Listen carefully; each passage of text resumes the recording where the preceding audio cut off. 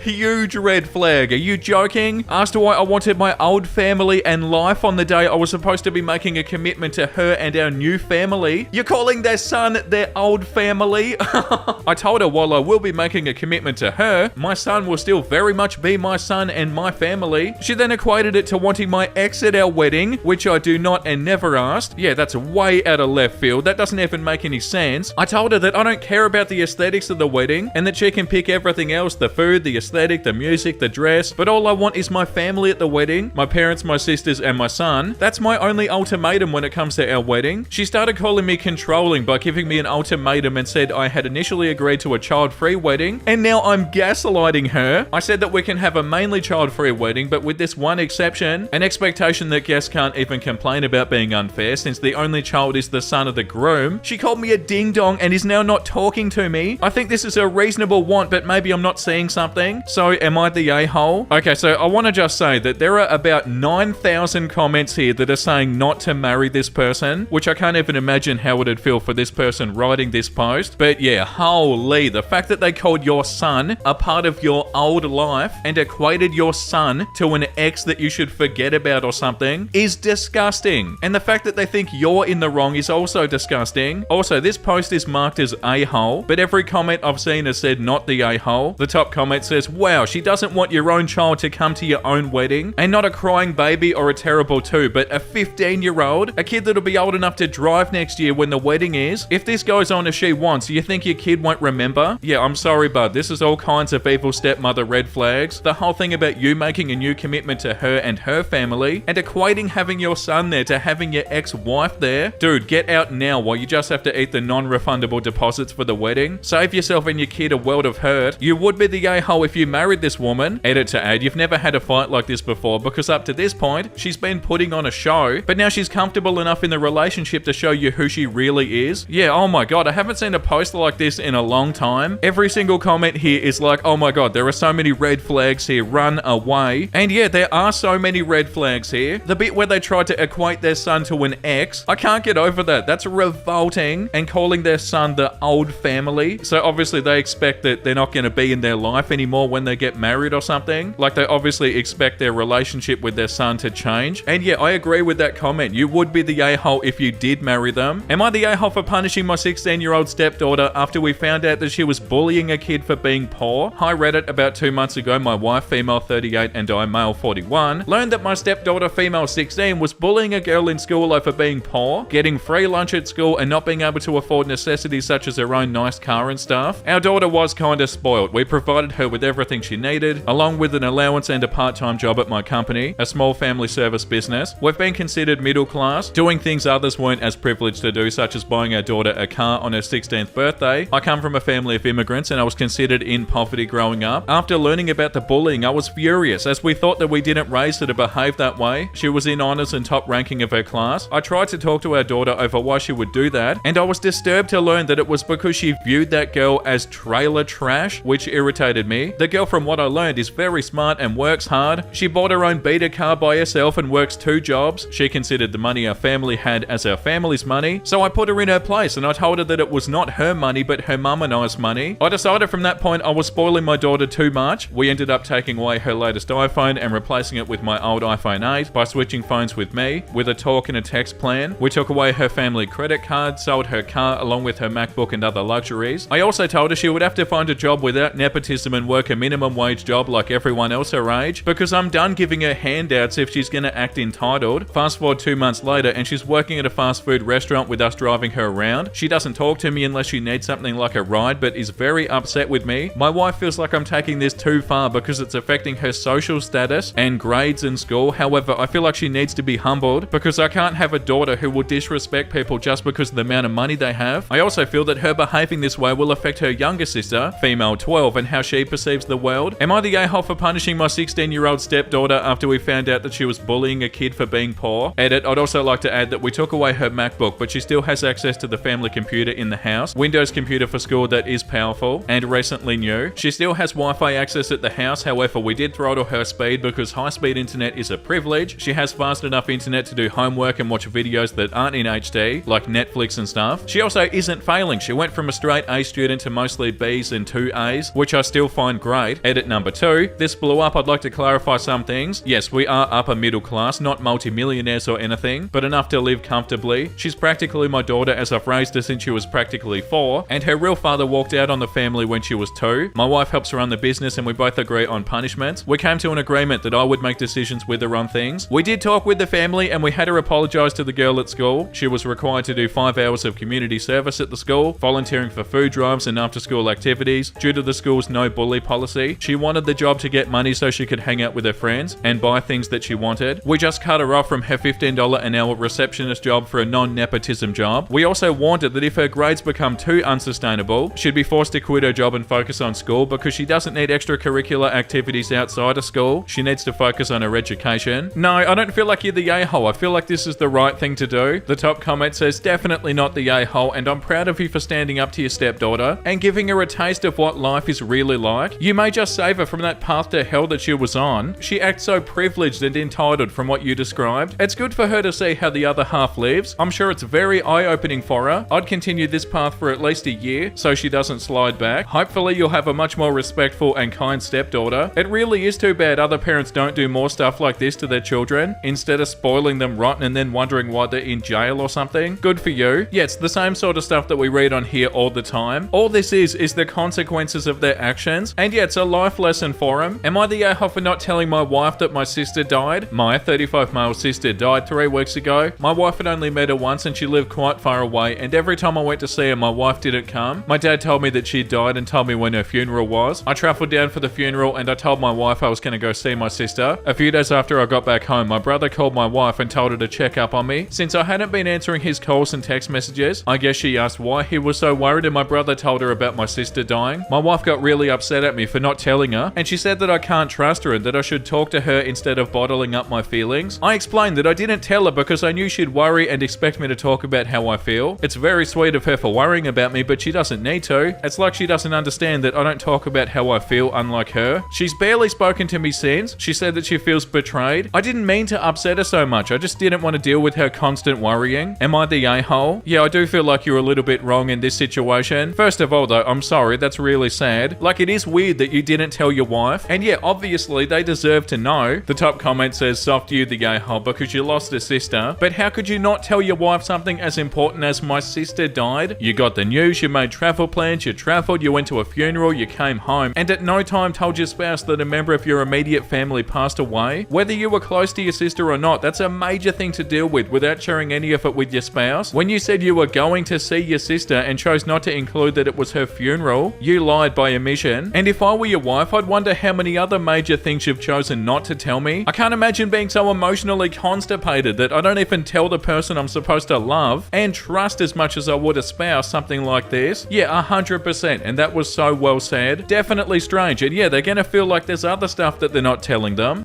Am I the a-hole for quote-unquote poisoning my housemate who ate my food without my permission and ended up in the ER? I, 19 male, recently moved into a shared place and there's someone who keeps stealing my food. At first I thought it was just a mistake, but even my leftovers were being eaten. It was very clear that the person was doing it on purpose. I spoke to my housemates about how I would just prefer to be asked first, but they were nonchalant about it and nobody admitted to doing it, and I haven't caught anybody in the act, so I just tried to ignore it, as it only happened every couple of days or so. A few days ago I came home from work with a carton of eggs that I found while dumpster diving and some bread. I wanted to give the eggs the water test first before eating them just to make sure that they were safe to consume, but I was too tired and I went to bed early without eating. The next day I found out that one of my housemates got so sick he ended up having to go to the emergency room. My eggs were not in the fridge where I left them, but I saw the carton and the shells in the trash and my bread was opened. I had a hunch that it was him because there was a possibility that the eggs had gone bad, but I was also annoyed at the fact that he'd helped himself to my food without asking. When he came back, I asked him if he'd eaten my eggs and my bread, but he denied. I then said, okay, but I hope whoever ate them doesn't get as sick as you did, because I found the eggs in a dumpster. His face immediately dropped and he looked visibly uncomfortable. He got angry and he went from saying that he may have consumed the food by mistake, as he wasn't paying attention and doesn't exactly remember, and was accusing me of poisoning him. He said it's a health hazard to bring such food into a communal space without warning everyone first, as it's not uncommon for people in shared places to eat others' food by mistake. He hasn't spoken to me since, and my housemates are siding with him and called me disgusting for doing that. A part of me feels like I was wrong because they were my eggs, but I wasn't fully intending on eating, and I didn't think I had to warn people against eating food that didn't belong to them, but I also do feel bad and guilty that he got sick. So Reddit, please tell me if I was in the wrong. No, you're not in the wrong. The other person is trying to act like they're doing this by mistake, but they're obviously not doing it by mistake. But also, don't dumpster dive for eggs. Are you joking? Edit, I want to clarify because I see comments that are suggesting that I may have done it on purpose. I didn't. I've been dumpster diving for some of my food recently, so I was fully intending on eating it, just like I have been eating the food that I've been finding while dumpster diving. I try to exercise caution and thankfully it hasn't made me sick yet, but had he not eaten it, I was probably going to end up in the ER because I was obviously going to eat it. I didn't randomly do it just to try and bait and catch whoever has been eating my food. Food poisoning is no joke. As I said, I just moved recently and I'm trying to get on my feet. I also understand that although I make sure to wipe my food first, ultimately it is gross to put food that came from a dumpster in a communal fridge or pantry, and I won't continue to do so. I'll just put it in my room from now on. Yeah, like obviously they shouldn't be eating your food, but also if the eggs were bad, how did they even eat them? Eggs smell revolting if they go bad. How did they not realize there was something up? So yeah, I don't feel like you're in the wrong here, but also I'm sure that you could find a whole bunch of different types of foods that would be okay, but God, surely avoid eggs in the future. And also, to be fair, I can see why people are saying that they did this on purpose, because you're getting something that's notorious for going bad and being disgusting, eggs that is, out of a dumpster. Yeah, I don't know, I'm sort of confused, but if you're saying that you weren't doing it on purpose, then yeah, ultimately they shouldn't be stealing your food because it's not a mistake like they said it is. Like, oh, I keep accidentally eating all of your food every few days. That's not a mistake or an accident. The next one is called, am I the a-hole for telling my son that he'll pay me back for the cheese and meat, or he won't be eating at Thanksgiving tomorrow? I'll keep this one short. Every year we have a charcuterie board before Thanksgiving meal at 6. Just something that everybody can pick at so they're not dying of hunger by dinner time. My son, 16, loves cheese, and due to this I make sure to label when he can't eat something. I labeled all the Thanksgiving stuff don't eat. Well, yesterday he went and ate all the fancy meats and basically ate from each block that I bought. I truly was pissed since I worked extra hours to pay for it since the prices are awful now for a nice cheese. I told him he needs to go to the store and replace all of it, which would cost him around $70. One of the cheeses he ate was $18, or he doesn't get to eat the Thanksgiving meal. He's refusing to pay for it back, so no Thanksgiving meal. He'll eat a sandwich, and he thinks I'm being a horrible jerk. My husband is on his side and doesn't understand why I'm so pissed about it. Edit, thank you, I made up my mind. I already informed my mother-in-law of the situation. She offered to bring a nice cheese board if he still refuses. I'm giving him one last chance. He can buy it, not get Thanksgiving Thanksgiving tomorrow or work for 11 hours to make up the money. I like that idea from a Redditor. I have a feeling he won't do either of the options given, so probably no Thanksgiving and my relatives will understand. Oh yeah, you're definitely not the a-hole, and also why does your husband not understand it from your point of view? It's super easy to understand. I feel like it's a super simple one of, oh, these are the consequences of my actions. Like, you told them what was going to happen and you told them what they couldn't eat and they still ate it anyway. Of course, they need to learn that they can't do stuff like that. Yeah, like this comment says, not the a-hole, your son is, and to a certain extent so is your husband. Why would he do this? He knows it was for the big meal and it was labelled as such. Stick to your guns. No Thanksgiving dinner for him. And tell him he still owes you for the cheese and the meats that he ate. Yeah, definitely. You told them they can't eat it and then they go and eat it. And what, you're just supposed to be okay with that? Definitely not the a-hole. Am I the a-hole for telling my pregnant friend that her kid was going to get bullied for the name she plans on using? One of my friends found out she was pregnant a few months ago and she's really excited to be a mother. I'm so happy for her and I think she'd make a great mum. But there's one problem. She wants her baby's name to be unique and special, but the way she's going about it is terrible. What I mean is the name she plans on using is god awful. If it's a boy, she's going to name him Danger, D-A-Y-N-G-E-R.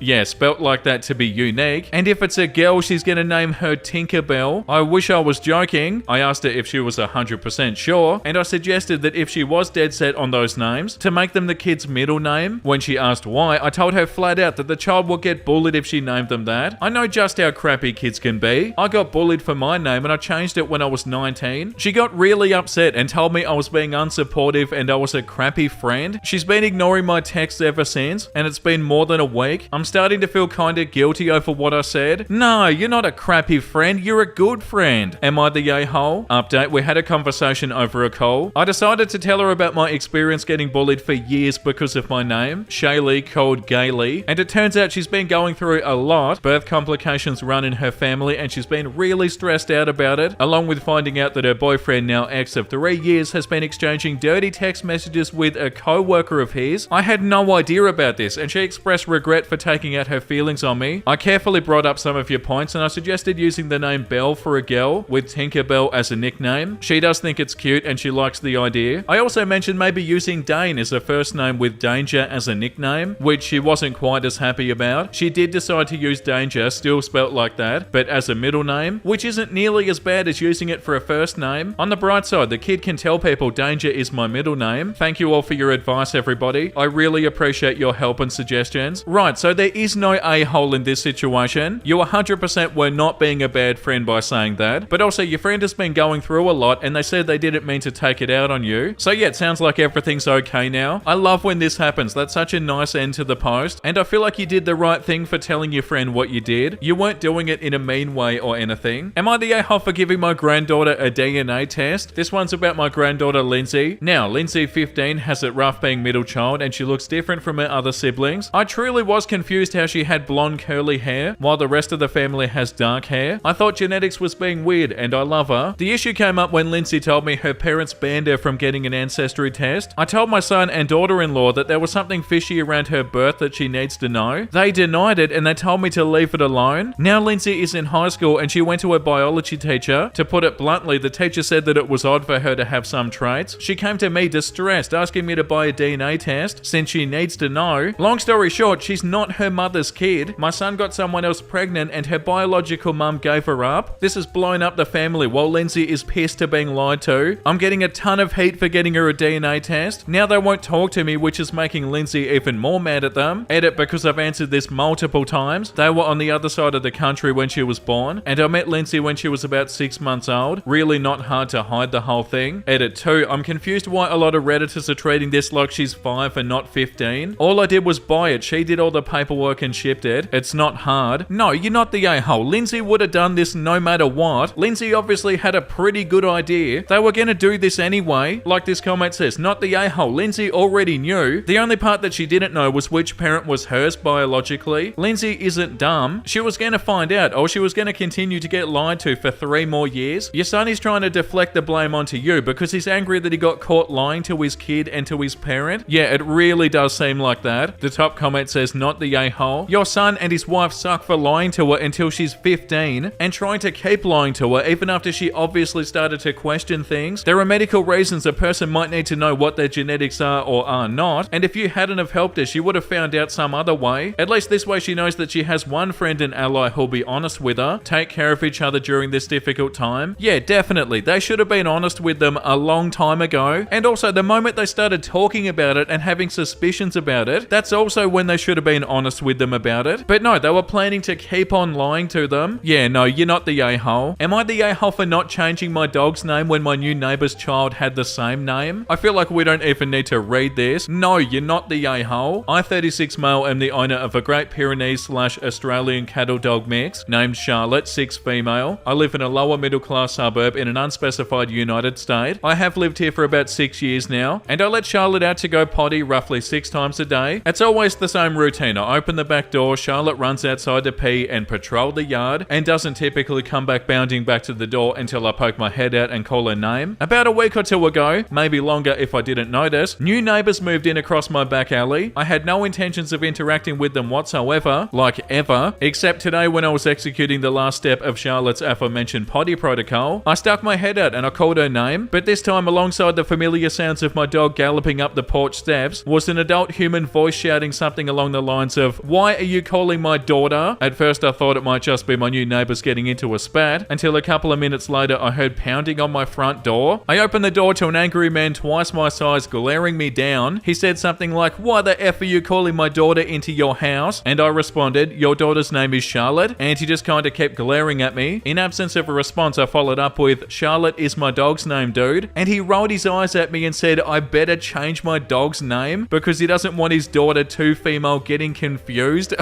and running into my house. I told him that's not going to happen because not only did my dog have the name first, we also lived here first. Also, I don't like strangers making demands of me before even attempting to be polite. What I didn't say but really wanted to is that teaching his child stranger danger is his responsibility, not mine. He called me stupid and said that a human child obviously has priority over a dog for a name. I shut the door in his face and he stared at me through the peephole for a moment before he eventually walked back to his house. This last potty break, I went out with Charlotte and I stayed in the yard with her until she finished her business. But this guy just kind of stood in his yard with his arms crossed and glared at me the entire time. This guy has the audacity to think that everybody else should change their name because their daughter has the same name. Like, what, are you going to do that in every situation where you meet somebody who's a Charlotte or a dog who's a Charlotte? What the hell's wrong with people? For real? That's so unbelievably frustrating. And what, it's your job to make sure that their kid's okay and you should change your dog's name because their kid has the same name? Like, the audacity to even say something like this. And it's so infuriating that they're upset about it and they think they're still right about this. The fact that they don't realize how stupid they're being is so annoying. And 100%, like this comment says, not the a-hole, double down, get another dog and name it his wife's name. Yeah, please, that would be so funny. I can't believe they're upset at you about this. Yeah, this one is the most obvious not the a-hole ever. The neighbor's out of their mind. Oh yes, every other person should work around me and the universe revolves around me and everybody else should change their life to make my life easier. Like, no, this is your responsibility to be a parent, not for everybody else to change the names of their pets and stuff. So ridiculous. Am I the a-hole for refusing to pay for my stepdaughter's college? My 48 male stepdaughter Hannah, 18 female, is going to attend college. I've known her for around 4 years since I married her mother. The issue though is that we've never gotten along well. I have tried, but she always says that she doesn't like me and wants her real dad. When I try to tell her stuff or scold her for behaving out of order, she'd say, "You're not my father, you're just some stranger." My wife Emily asked her to behave properly as well, but she doesn't care to listen, and in the end she stopped telling her as well. I had to pick Hannah up at school once, and when a couple of people who didn't know I was her stepdad asked who I was, she said, "Oh, he's a servant," in front of my face. I was extremely mad at that, and it even resulted in a huge argument, although she played it off as a joke. But this was the last straw, and that happened a few months back, and after that I've always treated her as if she's invisible and barely had any interactions with her unless absolutely necessary. Well, she talked to me presently and said that she's got to apply to college and wants me to pay her fees. I refused, and I asked her to ask her real dad, who refused to pay for it himself. She began to protest and said I'm affecting her education and that I can't do that, but I did not relent, and I said she's not my business now. My wife says that refusing to pay is wrong and that I overreacted even though she's not being nice to me. Am I the a-hole? Is that a joke? I feel like you've underreacted. You haven't overreacted about a bloody thing. They called you their servant. Like the top comment says, not the a-hole. Tell her you can't afford it on your servant wages. Seriously, her two birth parents have had 18 years to save up for her college education. You've had 4 years of putting up with her rudeness with no backup or support from your wife, her mother, and she has the temerity to speak to you now that she wants your money. Now she can have 4 years of missing out on her dream college and think over how treating someone as less than human isn't a good life strategy. Yeah, and like the comment under it says, I feel that don't bite the hand that feeds you is kind of fitting in this case. It's plain stupidity to be rude for 4 years and then suddenly expect someone will be happy to throw money at you. Yeah, no, you're 100% not the a-hole, and your wife is way out of line as well. Like saying that you overreacted. You have a stepdaughter that's treating you awfully, and what, you're expected to pay for their college? Get out of here with that. You don't have to do anything, and the audacity that they even expect you to. Ugh, nah, that's so bad. Icky, gross, yuck even. Am I the a-hole for pointing out that my mum doesn't have custody of us while sitting at the Thanksgiving table? The title makes me sound like I ruined the day on purpose, but I promise I didn't. I just didn't know how else to put it, I guess. Anyway, me, 17 male, and my little brother James, 9 male, live with our older sister Eva, 26 female. James and I were removed from our mum when I was 10, and Eva did everything she could to keep my brother and I out of the system. I think it was because she was worried that we'd be separated, and I know she was in foster care for a little bit when she was younger too, so I guess that was another reason she didn't want us to go in. She has guardianship of us now, and the adoption process is already going through. So today we're having a family dinner at a relative's house, and some people from our mum's side of the family, aunt, uncles, cousins, etc., were there with us. My aunt ended up making kind of a big deal out of the fact that Eva had me and James help with some of the prep for dinner. She ended up saying something like, you shouldn't be bossing them around. They're not your kids and you're not their mother. Before anyone could even respond, I said, well, we haven't been your sister's kids for like 7 years now, so who do you think was doing her job instead? My aunt got mad and then eventually everyone was arguing. So yeah, dinner was ruined. A few of my cousins even texted me afterwards and said so, and pretty much everyone ended up going home. Eva told me that it's not my responsibility to defend her. Then she said she was sorry for the situation with our aunt. I feel bad because I made Eva feel bad, and because according to most of our family, I ruined the occasion with what I said. They think it wasn't the place or time for me to bring up my mother's situation, even if it was just in response to what my aunt was saying. I didn't mean to ruin dinner or anything, but if I was out of line, then I'll apologize. I'm just posting because I want to get some unbiased perspectives. Edit to add, I saw a few people ask me why no one in my mum's family helped my sister out when she was 19 and suddenly responsible for 2 kids, and honestly, I don't know. Even when Eva was a kid and she was taken from her mum temporarily, our relatives were given the option to keep her out of a foster home and to let her stay with them, but none of them took her in. Yeah, no, once again, you're not the a-hole. Your aunt started this. You shouldn't be blamed for it. The top comment says, not the a-hole. Your aunt was out of line to comment on what your sister asked you to do, and then she couldn't handle the truth when you spoke up. Too bad for her. Your sister is right that it wasn't your responsibility to defend her, but it was the right and honorable thing to do in my opinion. Congrats on your impending adoption. Your sister sounds like a gem. Yeah, definitely the aunt's fault and not yours.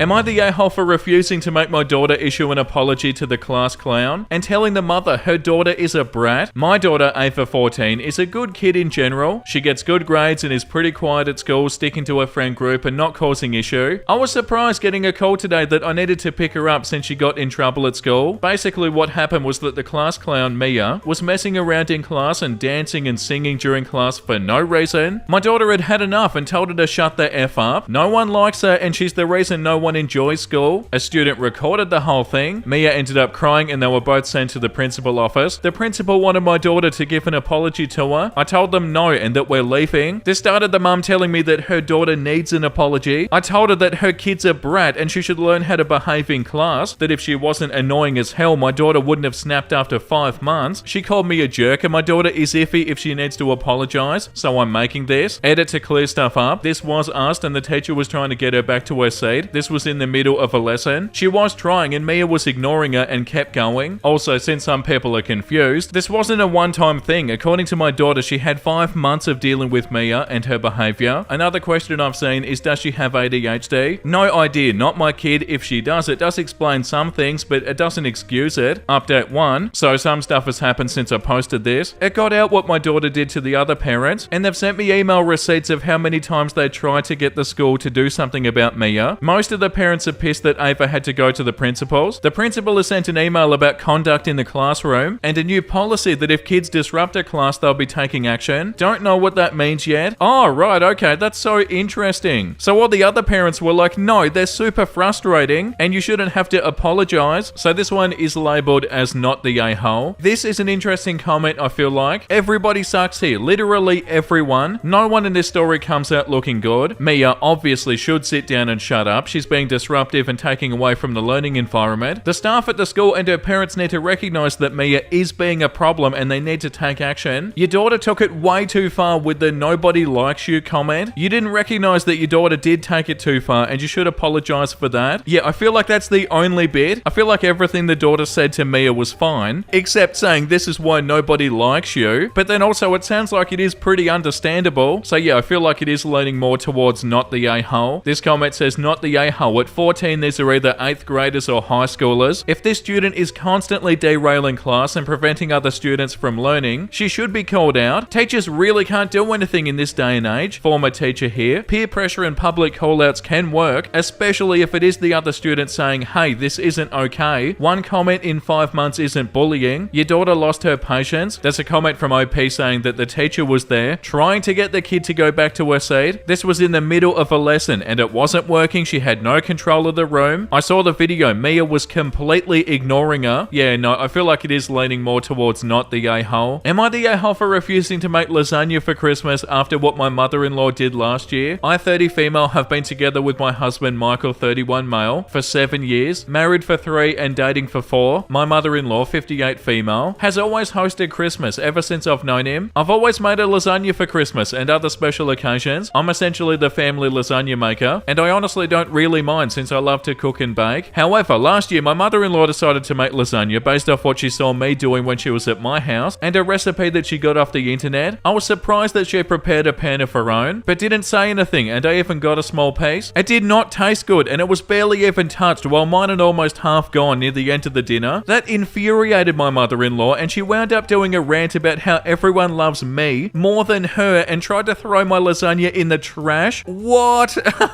I say tried because it mainly ended up on the floor. Michael and I quickly left after that, and my mother-in-law has not apologized for it since. Yesterday she called me to confirm what I was making for Christmas this year, and on her list of things I should make was lasagna. I politely said that I wasn't going to make a lasagna due to last year's incident, and I'd be happy to make anything else. My mother-in-law wasn't as polite and called me vindictive for refusing to make the lasagna over a small mistake. Oh my god, take some accountability. Are you joking? I just refused again, and it made my mother-in-law even angrier. So she told me that unless I show up with a lasagna in hand, she wouldn't let me be at the Christmas celebration. Oh, so immature. My husband says it's easier to just make the lasagna to keep the peace, and I shouldn't hold my mother-in-law's mistake that she made out of anger against her. Yeah, but they didn't even apologize. Word got out to my sister-in-law and brother-in-law from my mother-in-law, and they're saying I should also make it, even if it's just half of what I would usually make. Yeah, like the top comment says, my husband says it's easier to just make the lasagna to keep the peace, and I shouldn't hold my mother-in-law's mistake that she made out of anger against her. Sounds like he just volunteered to make the lasagna, not the a-hole. And also, like the comment under it says, premeditated, self-destructive, failed strategy, not a mistake. This woman wanted, for whatever reason, to upstage OP,